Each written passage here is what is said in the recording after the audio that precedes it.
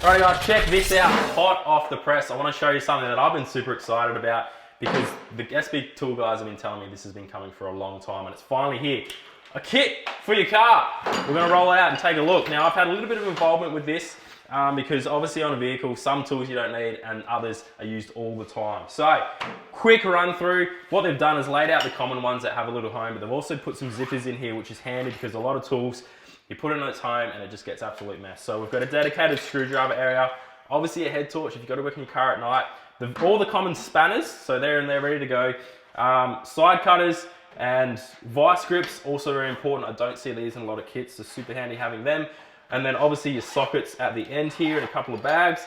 Now they are impact as well if you want to use them, and also some dedicated wheel nut sockets which will protect your tyre and your rim as well. It's got these coatings on there, which is pretty sweet.